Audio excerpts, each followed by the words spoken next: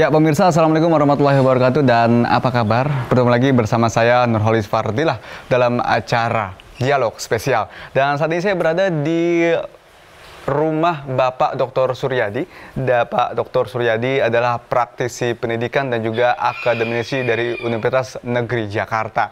Dan kita akan berbincang bagaimana saat ini dunia pendidikan di Indonesia, apakah sudah memenuhi syarat-syarat ketentuan yang seharusnya ada di dunia pendidikan saat ini. Dan memang yang harus diperhatikan adalah bagaimana dunia pendidikan bisa menghantarkan para pemuda-pemuda ini untuk menjadi pemimpin kelak, untuk menjadi pemimpin di Indonesia saat ini. Saat ini saya sudah bersama dengan Bapak Dr. Suryadi. Assalamualaikum Pak Dokter. Waalaikumsalam Mas Fadil, apa kabar? Baik. Pak Suryadi, bagaimana? Alhamdulillah sehat. Alhamdulillah sehat ya. Kesibukannya apa pada hari-hari ini? Ya biasa Mas, ngajar di kampus, bimbing mahasiswa, ngolah beberapa TK. Ya mungkin gitu saya kira. Jadi memang masih bergelut di dunia pendidikan saja begitu Pak? Masih ya. Tapi katanya dengar juga memang membuka salah satu tempat usaha-usaha juga ya? Jadi semuanya sepertinya Pak Dr. Suryadi Ya, ini? itu kan apa namanya, ya mungkin ada sedikit inilah jiwa entrepreneurship gitu ya, sedikit aja gitu kan. Ya paling tidak untuk inilah, untuk ya bukan sampingan ya. Mungkin kita kan juga ingin memberikan contoh untuk anak-anak kita ke depan, bagaimana kita berwirausaha yang baik gitu kan. Selain juga core bisnis saya adalah pendidikan sebenarnya gitu. Udah berapa lama sebenarnya Pak di dunia pendidikan saat ini? Sudah cukup lama ya. Saya selesai kuliah itu tahun 91 dan saya langsung ditempatkan di IKIP Jakarta waktu itu ya. Saya diangkat menjadi dosen PNS itu tahun 92. Jadi mungkin sekarang 2015 ya, sudah 23 tahun. Bahkan di UNJ juga sempat menjadi wakil rektor saat itu ya? Ya, saya sempat menjadi wakil rektor bidang administrasi umum ya, tahun 2010 sampai tahun 2015. Jadi baru ya? Tapi tetap di dunia pendidikan ya? Masih setia ya? Iya, saya kira itu kan apa namanya, kontrak seumur hidup ya kelihatannya. Baik Pak Dr. Suryadi, ini sekarang kita memantau bagaimana dunia pendidikan di Indonesia begitu. Nah, apa sih yang Anda lihat begitu Pak Dokter, dunia pendidikan saat ini di keseluruhannya gitu, apalagi dengan jiwa-jiwa pemimpin saat pemuda-pemuda saat ini? Iya, Mas Fadil, saya kira kalau kita memotret dunia pendidikan nasional saat ini ya, mungkin memang teramat luas ya. Kita bisa melihat dalam berbagai perspektif gitu ya. Tetapi kalau Mas Fadil tadi menanyakan bagaimana konstelasi sistem pendidikan nasional jika dikaitkan dengan bagaimana mempersiapkan pemimpin di masa akan datang gitu, saya kira memang kita perlu melihat dari beberapa aspek gitu ya. Yang pertama adalah apakah memang pendidikan nasional kita telah secara sungguh-sungguh mempersiapkan anak didiknya kelak itu untuk mempersiapkan para pemimpin masa depan gitu ya. Itu mungkin yang perlu kita lihat terlebih dahulu gitu. Kalau kita berbicara tentang bagaimana mempersiapkan pemimpin masa akan datang, tentu tidak bisa kita lepaskan juga gitu ya dari kurikulum yang disiapkan.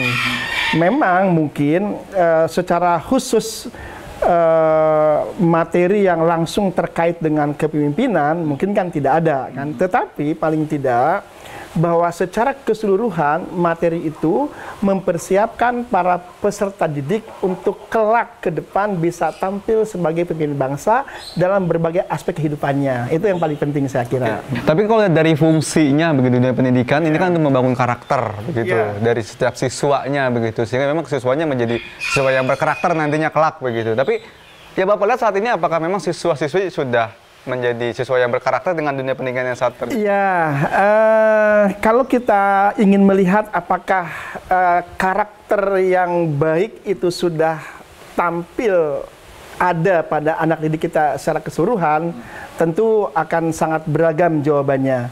Pendapat masyarakat mungkin sekarang ada juga yang melihat kok sepertinya anak-anak tidak memiliki karakter gitu kan, dan sampai kemudian pemerintah secara khusus gitu ya membentuk tim gitu, bahkan mungkin mendesain khusus bagaimana menerapkan pendidikan karakter di sekolah gitu ya.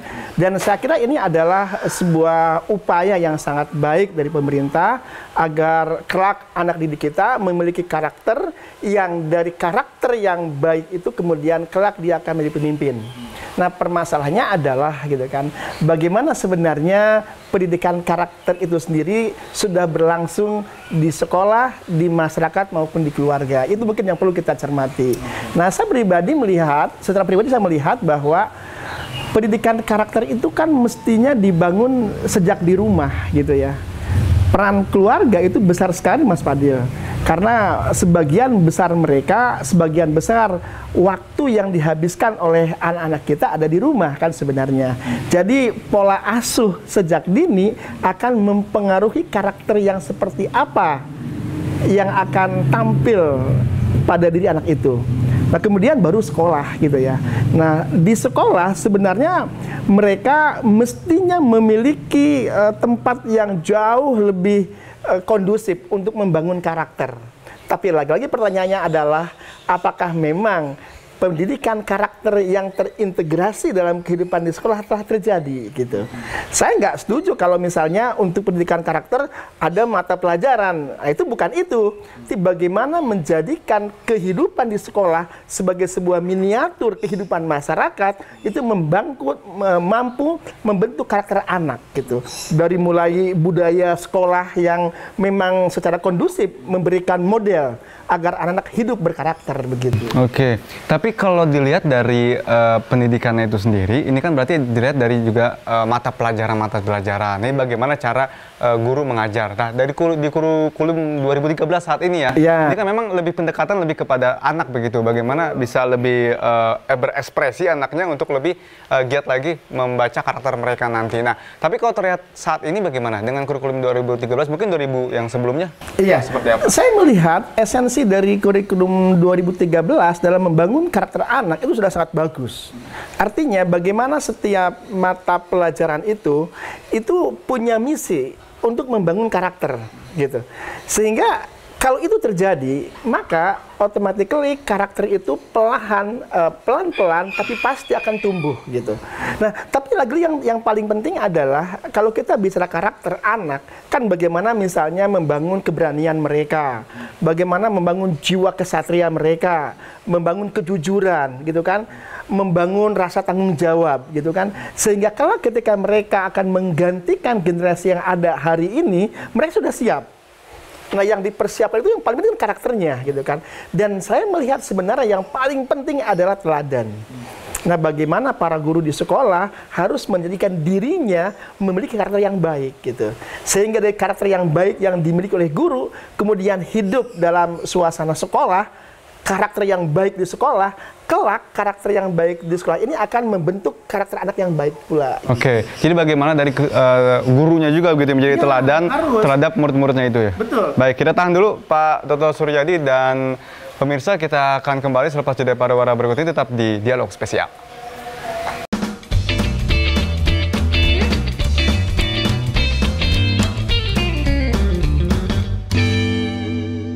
Baik pemirsa Presiden TV, kembali lagi dalam acara Dialog Spesial dan kita lanjutkan perbincangan kita. Pak Dokter, tadi kita sudah bincang bagaimana pendidikan karakter di sekolah memang harus ditingkatkan, apalagi jiwa kepemimpinannya gitu ya. Nah, tapi kalau dari guru-gurunya, ini kan harus menjadi teladan juga begitu. Nah, ini kan sudah ada sertifikasi namanya begitu, sehingga memang guru-guru juga dilatih juga sebelum mendapatkan sertifikasi untuk bisa mengajar lebih baik lagi. Nah, ya Bapak lihat kualitas dari guru-guru di Indonesia saat ini bagaimana? Iya, begini Mas Fadil, kalau kita bicara tentang kualitas guru di Indonesia gitu ya, mungkin adanya sertifikasi guru, saya berharap sebenarnya dengan adanya sertifikasi guru kan artinya guru mendapatkan lisensi gitu kan, bahwa dia adalah seorang guru yang profesional gitu kan. Nah, karena dia seorang guru yang profesional, harapannya adalah ketika dia menjadi pendidik bagi murid-muridnya, dia akan mengaplikasikan seluruh ilmu yang dia miliki untuk murid-muridnya itu. Dan tidak ada lagi nanti guru yang tidak profesional, guru yang tidak bisa mengajar di kelas gitu misalnya kan. Itu harapan kita dengan adanya sertifikasi guru.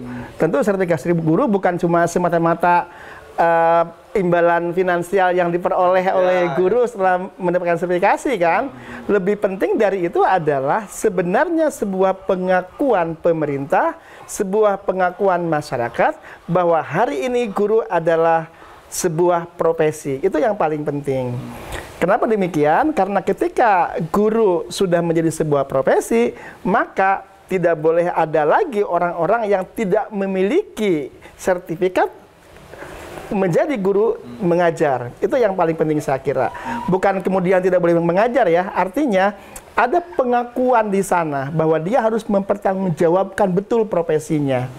Jadi saya kira profesionalitas atau derajat kemampuan dia mengajar itu harus diperlihatkan oleh seorang guru yang sudah mendapat sertifikasi gitu.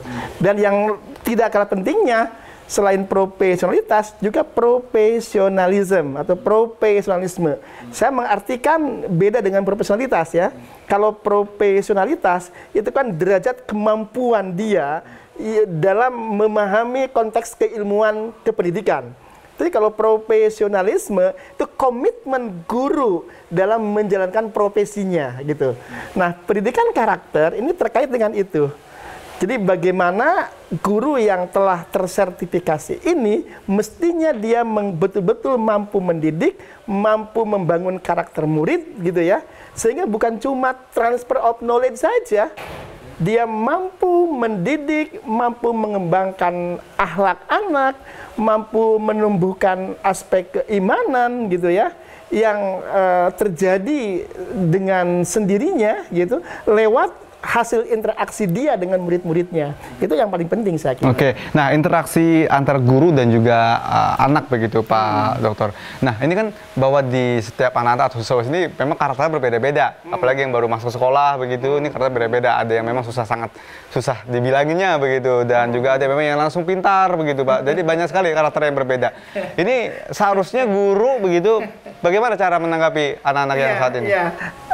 Seorang guru yang pertama harus dia pahami adalah adanya individual differences itu ya. Ada perbedaan karakter individu gitu. Ya biasa aja kalau ada murid-murid yang pendiam, ada murid-murid yang dalam bahasa awam extrovert gitu ya, atau sangat agresif di kelas gitu kan. Ada yang mungkin dia terbuka dengan gurunya, ada yang baru dipaksa dia tampil gitu kan.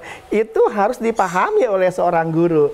Nah, bagaimana guru mampu memahami seluruh karakter murid-murid itu yang paling penting gitu. Nah, kalau guru bisa melihat itu semua, dia pun akan mampu mengembangkan murid-murid sesuai dengan karakternya masing-masing. Itu yang paling penting gitu. Kalau guru belum mampu seperti itu, nah ini saya kira belum berhasil guru. Itu harus belajar lebih banyak lagi. Saya pernah melihat di sebuah sekolah di Wuhan ya, di Cina Tengah gitu.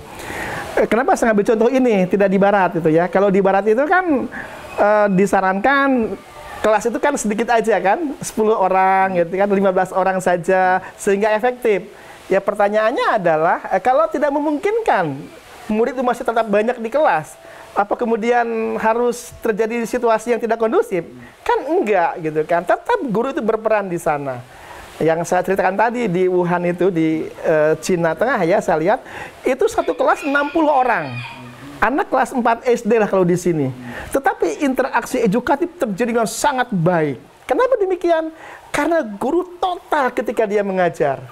Guru tampil sebagai seorang artis, menghayati betul peran sebagai guru. Mampu membangkitkan emosi anak. Emosi ketika gembira semuanya. Bisa ketawa di kelas gitu kan, hidup suasana kelas itu. Tapi begitu dia serius menyampaikan materi yang memang harus dicerna oleh anak-anak, anak diam semuanya. Ketika ada anak yang mau bertanya, angkat tangan gitu kan, guru mendengarkan, tidak memotong bicara anak-anak. Selesai anak tanya, baru guru menjawab. Anak mendengarkan. Dan itu terjadi terus. Dalam waktu 20-30 menit, suasana itu hidup gitu. Nah, saya merindukan suasana guru seperti ini gitu. Kalau Cina dengan kita kan nggak terlalu jauh ya. Artinya dari sisi postur tubuh ya relatif sama gitu kan, budaya juga kan sama-sama orang-orang timur gitu kan, fasilitas relatif ya sama lah, tidak mewah mereka, tapi memadai gitu kan. Tetapi bagaimana guru-guru tampil di kelas itu total gitu loh. Dia menghayati peran bahwa di hadapan dia adalah generasi masa depan yang di tangan dialah tanggung jawab membentuk mereka itu. Nah itu kan kalau guru seperti itu saya kira layak dapat tunjangan sertifikasi gitu kan. Itu layak itu lah ya. Penting gitu. Tapi kalau karakter sebuah pemimpin, Ya. ini kan berarti kalau anak-anak atau siswa-siswa pemuda-pemuda ini juga sepertinya kalau guru-guru apalagi itu bisa melihat gitu ya Pak Dokter ya, bisa melihat oh ini berarti memang ini karakternya jadi akan seorang pemimpin nih begitu. Apa sih biasanya ada di seorang karakter pemimpin? Ya kan kalau kita cermati ya bahwa seorang pemimpin itu yang pertama gitu ya, dia harus orang yang punya tanggung jawab yang tinggi gitu. Dia bertanggung jawab terhadap dirinya, dia bertanggung jawab terhadap anak buahnya, gitu kan. Dia pun bertanggung jawab terhadap kelompok yang dipimpinnya. Nah, itu yang paling penting. Nah, oleh karena itu, seorang pemimpin itu karakter yang utama adalah dia harus memiliki jiwa yang bertanggung jawab. Itu yang paling penting. Yang kedua, bagaimana seorang pemimpin juga harus punya kejujuran. Karena nilai jujuran bagi seorang pemimpin sangat penting. Bagaimana mungkin anak buahnya mau menjadi anak buah yang baik kalau perilaku pemimpinnya nggak jujur, gitu kan? Nah nanti mungkin yang lain banyak ya, kemampuan komunikasi dan sebagainya. Kalau saya melihat itu ya dari sisi kepemimpinan kan paling tidak ada tiga kemampuan dasar pemimpin ya. Yang pertama leadership skill itu adalah technical skill ya, itu kan bisa dilakukan kalau di sekolah itu lewat LDK kan, ada latihan dasar kepemimpinan di OSIS, di Karang Taruna, di organisasi kemasyarakatan gitu ya. Mungkin pada level yang lebih tinggi lagi, mungkin ada lagi latihan-latihan kepemimpinan tingkat menengah, tingkat atas dan seterusnya gitu kan. Tapi yang lebih penting technical skill, kemudian human skill, conceptual skill ini itu juga dibangun bersama-sama dari mulai keluarga, sekolah, dan masyarakat. Itu yang paling penting gitu. Nah, berikanlah kepada anak-anak didik kita peluang untuk tampil sebagai pemimpin, gitu loh. Kalau memang dia memiliki jiwa kepemimpinan, berikan peluang itu. Ada ruang yang mampu mengekspresikan dia untuk mulai berlatih sebagai pemimpin. Oke, gitu jadi berikan peluang. Berikan peluang. Baik, gitu loh. kita tahan dulu begitu Pak Surya. Jadi pemirsa, berikan peluang. Tapi kita lanjutkan selepas jeda pariwara. Berikut tetap di Dialog Spesial.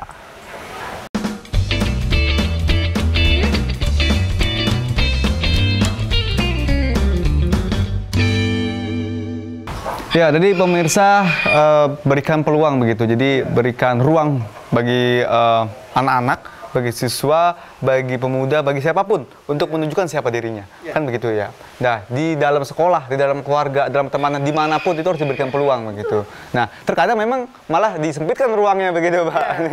Yang terjadi di beberapa tempat. Apalagi sekarang kita tahu sendiri di beberapa media begitu nasional, kekerasan anak semakin tinggi gitu. Bahkan juga terjadi di sekolah. Nah, ini kan berarti kan mempengaruhi bagaimana psikis anak begitu. Yang Bapak lihat bagaimana di Indonesia saat ini? Iya, kembali ke statement saya yang pertama tadi, Mas Fadil, bahwa anak-anak harus diberikan peluang untuk mengekspresikan apa yang ada dalam benak dia gitu ya. Kalau kelak kita menginginkan mereka menjadi seorang pemimpin, maka sejak dini berikanlah ruang untuk berekspresi buat mereka gitu. Nah, kemudian yang sering juga terjadi adalah kadang-kadang kita orang tua gitu kan, guru atau mungkin tokoh masyarakat itu selalu tidak percaya sama mereka gitu kan. Ada bukan kehilangan kepercayaan, sepertinya belum waktunya gitu kan. Belum siap gitu ya. Kita ambil contoh lah misalnya kalau untuk menjadi pemimpin ya harus yang senior gitu kan. Saya kira mestinya enggak lah. Ini fenomena yang terjadi belakangan ini kan menarik ya. Banyak para pemimpin daerah yang masih muda gitu ya, anggota dewan yang masih muda gitu kan. Bahkan mungkin eksekutif muda luar biasa banyaknya kan.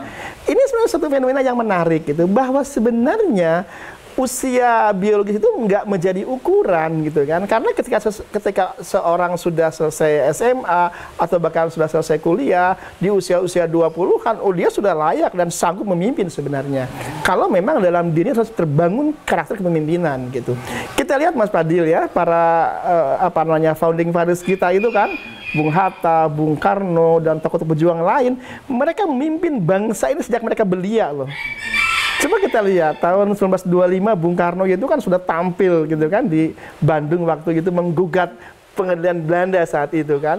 Bahkan ketika beliau menjadi presiden kan juga usianya juga mungkin masih di bawah 50 kan. Coba kita perhatikan. Nah jadi saya kira sekarang itu peluang itu teramat penting gitu kan. Berikan kepercayaan kepada mereka. Berikan orang tua memberikan kepercayaan kepada anaknya. Kalau kita berikan kepercayaan, kita dampingi mereka, insya Allah amanah gitu. Dan ini poin yang paling penting adalah melatih mereka sejak dini gitu. Oke, yang dimasukkannya didampingi atau memang tetap memberikan dorongan-dorongan yang... Iya, kan kalau konsep di kita ya, yang Ki Hajar Dewantara itu kan bagus sekali itu kan, tuturi handayani gitu kan. Jadi dia mendorong dari belakang gitu. Jangan kemudian dilepas, dipegang ekornya. Ini kan sebenarnya mengganggu kebebasan berekspresi sebenarnya gitu. Jadi bukan itu. Tuturi handayani itu kan mendorong gitu kan. Ayo silakan Anda jalan, tapi kami tetap berada di samping Anda. Orang tua kan begitu mestinya kan, berikan kepercayaan, dampingi, ingatkan dia kalau dia mulai keluar dari track gitu misalnya seperti itu. Nah kemudian terkait dengan tadi ya maraknya kekerasan di kalangan anak, itu saya kira juga merupakan sesuatu yang memprihatinkan ya Mas Fadil. Itu kan bukti sebenarnya bahwa sebagian karakter anak itu dirusak gitu loh. Nah faktor perusaknya yang perlu kita lihat nih gitu. 24 jam itu kehidupan mereka ada di mana gitu. Berapa jam di rumah, berapa jam di sekolah, berapa jam di masyarakat gitu kan. Lalu berapa jam juga media mempengaruhi mereka gitu. Ini juga penting kita cermati Mas Fadil.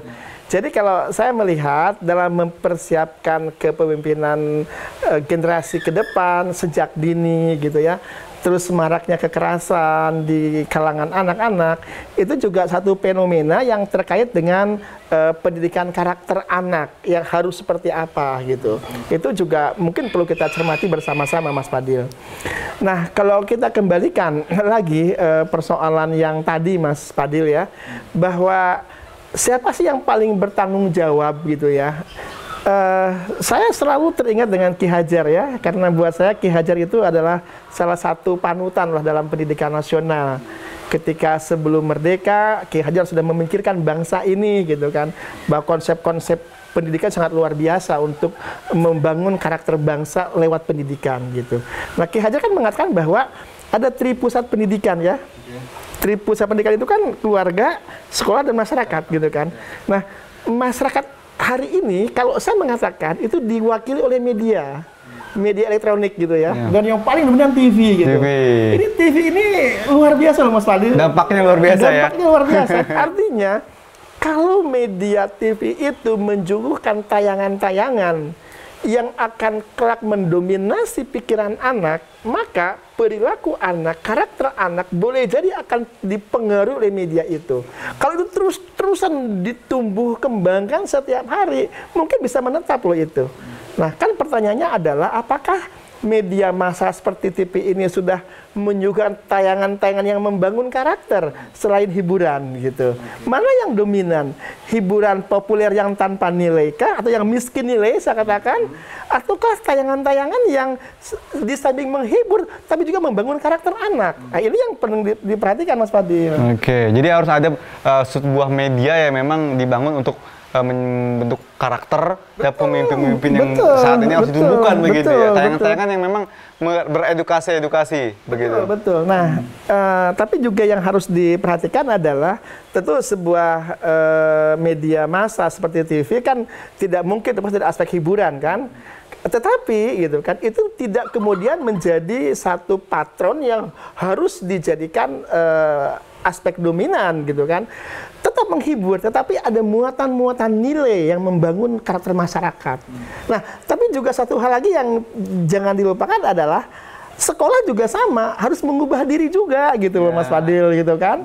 Nah, coba kalau sampai anak-anak lebih tertarik kepada TV dan bukan kepada sekolah, ini kan ada yang salah. Iya, gitu, jadi kan? pengen cepet-cepet pulang karena pengen nonton TV. Nah, kan berarti ada yang salah juga gitu loh. Tentu sekolah juga harus mulai introspeksi juga gitu. Apakah model yang selama ini disuguhkan oleh sekolah sudahkah mampu untuk menampung aspirasi anak-anak? Gitu. Oke, jadi aspirasi harus ditempuh di sekolah. Betul. Contohnya eskul mungkin seperti itu ya. Nah, harus ada kegiatan-kegiatan yang menahan mereka. ekstrakurikuler yang juga mampu menarik anak-anak, tetapi tetap dalam nuansa pendidikan. Tugas sekolah tentu saja adalah membangun karakteristik karakter anak lewat pendidikan, kan? Ada misi sekolah di sana, ada misi pemerintah di sana, ada misi undang-undang di sana. Tetapi yang terpenting adalah sekolah bertugas untuk membangun kepribadian anak. Ketika membangun kepribadian anak, anak kan juga dipengaruhi oleh berbagai informasi lain nih. Kalau sampai TV itu mampu menyedot perhatian anak, kan ada yang menarik di TV. Kalau sekolah tidak menarik, akan berarti sekolah introspeksi dong. Nah, bagaimana sekolah itu mampu menampilkan sosoknya agar juga diminati kan mestinya. Oke, gitu. baik. Penting, gitu. Baik, Pak Dotor. Kita tahan dulu sebentar. Begitu, dan pemirsa kita kembali sepas jeda pariwara berikut, tetap di Dialog Spesial.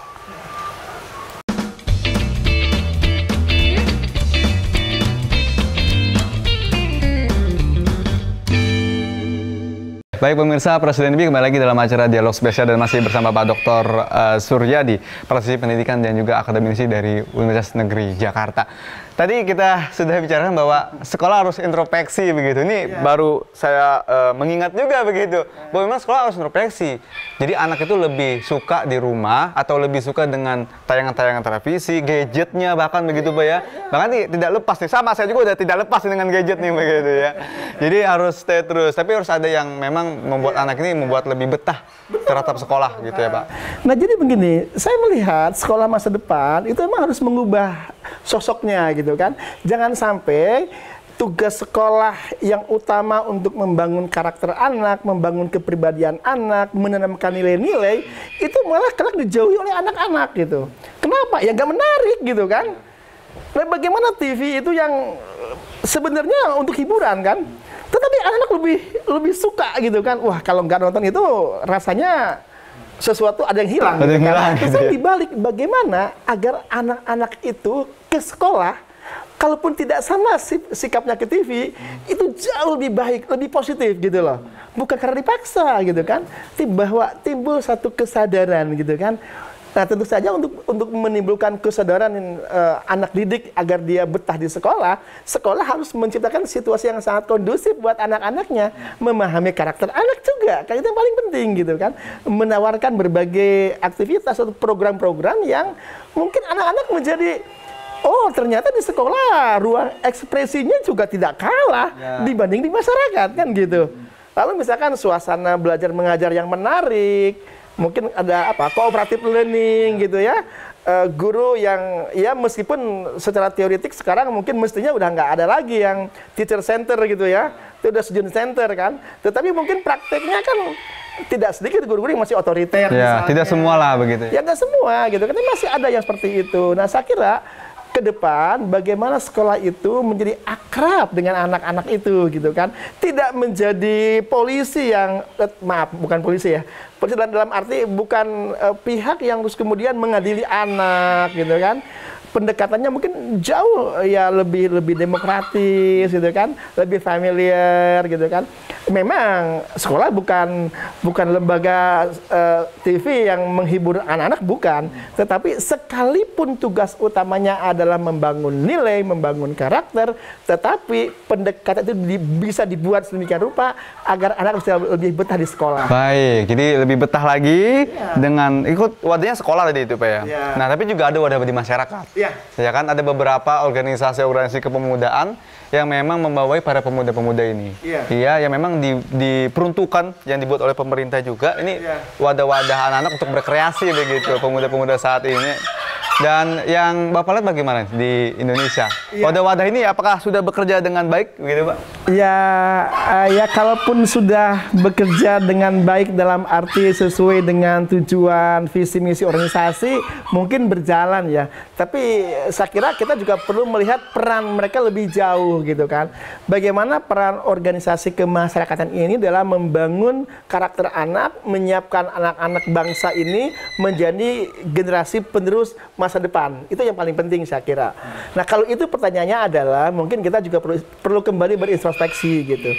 Paling tidak ormas ini harus semakin banyak memberikan ruang kepada anak-anak dengan menciptakan berbagai program yang dapat menampung aspirasi mereka gitu. Mungkin mulai diperbanyak kembalilah misalnya berbagai ya latihan kepemimpinan, tetapi yang tidak yang terlampau formal gitu ya, yang sesuai dengan suasana anak-anak gitu kan. Mungkin bagaimana mereka membuat kegiatan-kegiatan yang lebih mendekati anak-anak, dan bagaimana anak-anak juga bisa mengekspresikan dirinya di ormas itu gitu ya. Tetapi yang paling penting adalah ada kesadaran di kalangan para pengurus organisasi kemasyarakatan gitu ya, bahwa ada tugas yang tak kalah pentingnya dibandingkan dengan tugas-tugas yang sifatnya politik praktis mungkin ya istilah saya. Tugas mereka yang utama adalah membentuk generasi muda ke depan. Itu yang paling penting. Ini harus selalu ditumbuhkan dan bukan cuma slogan gitu kan, bukan cuma slogan gitu. Misalnya bagaimana sanggar-sanggar kreativitas anak itu ditumbuh kembangkan gitu kan. Bagaimana anak diberikan peluang untuk melatih berkomunikasi di hadapan publik misalnya. Itu kan saya kok jarang ya melihat itu gitu ya. Misalnya bagaimana anak-anak itu dilatih untuk menjadi terbiasa mengekspresikan gagasan atau idenya di hadapan publik gitu. Itu kan agak-agak jarang gitu ya. Sudah agak lama nggak terdengar gitu ya. Lalu ketika itu sudah dilakukan, berikan mereka peluang untuk tampil ketika ada berbagai perayaan hari besar nasional misalnya. Ada yang para senior mulai di pinggir, tapi berikan anak-anak kesempatan gitu kan. Bagaimana mereka menjadi MC misalnya, jadi presenter misalnya gitu kan. Dan kalau itu dilakukan, saya kira kita tidak akan kehilangan generasi gitu. Ini yang paling penting. Jadi kata kuncinya adalah berikan ruang untuk berekspresi kepada anak-anak gitu kan. Tingkatkan peran ormas itu untuk memberikan peluang kepada anak-anak ini untuk mengekspresikan ide, gagasan dan kreativitasnya. Oke, baik. Tapi kalau dari metode belajar, Pak, gitu, mungkin ada yang mungkin terlupakan begitu. Menurut Pak Dokter apa ya metode-metode belajar yang memang terlupakan oleh masyarakat saat ini? Mungkin sekolah-sekolah juga sudah terlupakan metode belajar saat ini. Ya, sebenarnya bukan terlupakan ya Mas Fadil ya. Saya melihat begini, kadang-kadang kalau di sekolah gitu kan, guru mungkin sudah terlalu sibuk dengan muatan kurikulum gitu kan, yang harus mencapai target. Karena kalau misalnya target kurikulum nggak tercapai, kan dia ditegur oleh atasannya kan, oleh kepala sekolah, oleh pengawas gitu kan. Padahal pada saat yang sama sebenarnya esensi dari materi-materi pelajaran yang disampaikan itu bukan semata-mata materinya, tetapi ada hidden ya, ada yang tersembunyi tadi gitu kan. Kalau misalnya matematika misalnya, dengan matematika itu kan ada bukan cuma sekedar melatih kecerdasan numerik, tapi melatih kejujuran gitu. Kalau memang hasilnya itu harus 5, ya 5, nggak boleh selain 5 gitu loh. Artinya apa? Ada di situ makna kejujuran gitu, objektivitas gitu. Dan guru harus menyampaikan itu gitu loh. Kalau misalnya di dalam matematika kan ada hitung-hitungan dan sebagainya, kenapa enggak boleh salah gitu? Karena hasilnya memang objektif gitu. Dan kalau kita sudah bisa mengubah merekayasa angka-angka atau nilai-nilai, itu kan pelan-pelan kita mengajari anak-anak itu nggak jujur sebenarnya. Nah, itu juga yang saya katakan kembali ke tadi, mungkin bukan melupakan metode barangkali ya, tetapi ada satu tugas mulia seorang guru kalau di sekolah yang dia lupa karena terlalu sibuk dengan menyampaikan materi, karena harus mencapai target kurikulum gitu kan, tugas membangun karakternya kelupaan gitu.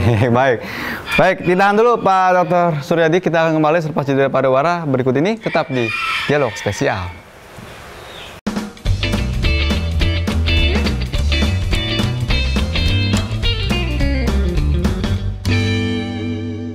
Baik pemirsa, Presiden TV kembali lagi dalam acara Dialog Spesial dan masih bersama saya Nurholis Fardillah.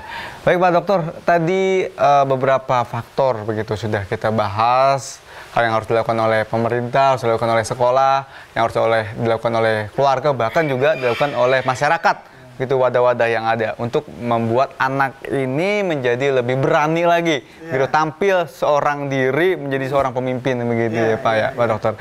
Pak Dokter, tapi dari beberapa yang tadi disampaikan begitu, apa yang harus pesan yang ingin diambil dari keseluruhan yang ingin disampaikan kepada masyarakat saat ini? Iya, saya kira yang pertama adalah bahwa tugas membangun generasi masa depan itu adalah tugas kita.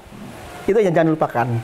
Jadi harus ada kesadaran dari seluruh kalangan, dari seluruh stakeholder, pemangku kepentingan gitu ya, baik dari sekolah, guru dan kepala sekolah dan seluruhnya, kemudian di masyarakat, termasuk para tokoh masyarakat, pemimpin organisasi kemasyarakatan gitu ya, di keluarga juga peran orang tua gitu, harus tumbuh satu kesadaran yang tidak boleh dilupakan bahwa membangun generasi masa depan adalah tugas utama yang tidak boleh dilupakan.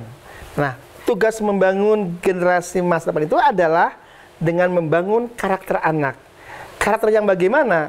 Karakter yang kelak di kemudian hari mampu mempersiapkan mereka untuk tampil menjadi pemimpin bangsa dalam segala aspek kehidupannya. Nah, tumbuhkan sikap tanggung jawab mereka, bangun sikap kejujuran mereka, kembangkan kemampuan komunikasi mereka, tumbuhkan kesabaran mereka, tumbuhkan sikap untuk bekerja sama, tumbuhkan sikap toleransi karena kita beragam, gitu ya. Dan tumbuhkan semangat hidup yang besar untuk menyongsong kehidupan di masa akan datang. Itu yang paling penting. Itu yang paling penting saat ini. Nah, apa yang ingin Anda sampaikan kepada mungkin para siswa-siswi begitu, ada juga kepada pemuda-pemuda saat ini di Indonesia. Ya memang ternyata sangat penting sekali begitu mempunyai jiwa yang seperti tadi disampaikan begitu, keenam jiwa itu memang untuk menjadi pemimpin itu bukan hal yang mudah, tetapi memang bisa kita lakukan kan begitu Pak. Betul. Nah, kira-kira apa sih pentingnya menjadi seorang pemimpin saat ini? Iya. Saya ingin mengatakan kepada para siswa gitu ya, para generasi muda yang kelak akan menggantikan para orang tua di masa akan datang, bahwa faktor kepemimpinan itu menjadi sangat penting. Kenapa? Karena kelak mereka akan hidup di masyarakat. Ketika dia hidup di masyarakat, dia harus memimpin dirinya sendiri paling tidak, gitu loh. Memimpin dirinya sendiri, mengarahkan dirinya sendiri dan bertanggung jawab terhadap kehidupannya. Nah, yang berikutnya adalah kalau memang dia punya kemampuan untuk memimpin, dia pun kelak akan bertanggung jawab memimpin bangsanya. Mungkin dalam skup yang paling kecil ya, keluarga atau masyarakat gitu. Nah, kalau sampai jiwa kepemimpinan ini nggak tumbuh, nggak ada, bisa kita bayangkan model kehidupan masyarakat yang seperti apa yang akan terjadi di masa akan datang gitu loh. Bangsa ini akan besar kalau punya pemimpin yang besar. Bangsa ini akan runtuh kalau pemimpinnya nggak punya jiwa kepemimpinan yang besar. Itu yang penting saya kira. Oke. Dan sepertinya Indonesia memang sangat butuh sekali pemimpin saat itu. Sangat butuh. Dan itu tidak bisa kita biarkan dengan sendirinya. Harus didesain dari awal. Ya, saya ingin mengatakan bahwa berikan kesempatan kepada para anak didik kita, kepada para pemuda kita, anak-anak kita yang kelak akan memimpin, peluang untuk sejak dini mengekspresikan kepemimpinan mereka. Itu yang paling penting. Oke. Tapi dari semua yang dia katakan, apakah kekerasan bisa mempengaruhi sistem itu? Kalau yang dimaksud dengan kekerasan yang tadi Mas Fadil sampaikan ya, berbagai mode bullying dan sebagainya, saya kira nggak bisa. Pola perilaku menghukum gitu ya, yang melakukan pendekatan kekerasan kepada anak, mungkin sejak hari ini harus sudah mulai kita tinggalkan gitu. Karena hukuman dengan cara memberikan kekerasan itu tidak memberikan dampak positif kepada anak didik gitu. Nah, karena kita kembalikan bahwa menghukum sebenarnya bukan membuat mereka jera kan, menghukum itu mengingatkan mereka bahwa ada sesuatu yang telah keliru mereka lakukan gitu. Jadi membangun kembali kesadaran gitu. Dan membangun kembali kesadaran kan tidak kemudian harus melakukan kekerasan.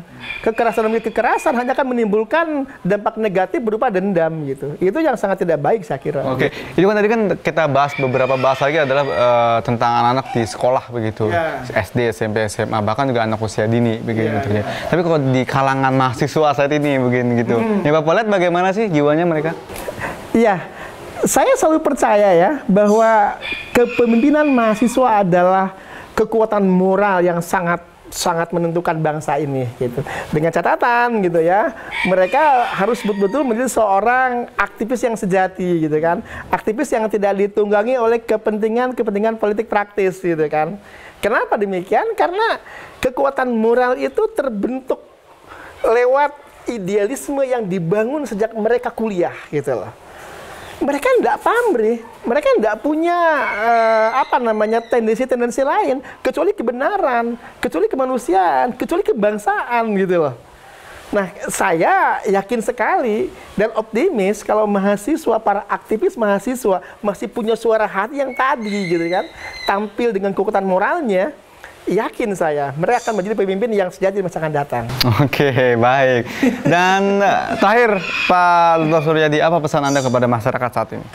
Iya, untuk masyarakat di negeri ini, saya kira tugas utama kita tadi bahwa kita harus mempersiapkan anak-anak kita menjadi generasi masa depan yang kelak akan menentukan kejayaan bangsa ini di masa yang akan datang. Oleh karena itu, tumbuh kembangkan karakter mereka, karakter yang baik, karakter yang kelak akan menjadi pemimpin bangsa.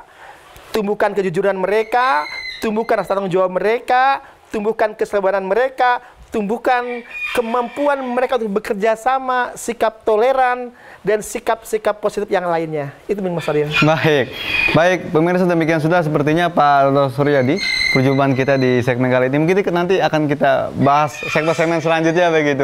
Karena ini perbincangan yang sangat menarik. Mudah-mudahan apa yang kita bicarakan menjadi inspirasi bagi pemirsa yang ada di rumah begitu. Bagi sekolah, bagi orang tua, bahkan juga bagi masyarakat yang menonton acara ini. Terima kasih Pak Dr. Suryadi. Saya pamit undur diri. Atas kesempatannya. Baik, terima kasih. Pemirsa, demikian sudah perjumpaan kita kali ini. Saya Nurul Fadilah. Sampai jumpa. Assalamualaikum warahmatullahi wabarakatuh. Waalaikumsalam warahmatullahi wabarakatuh.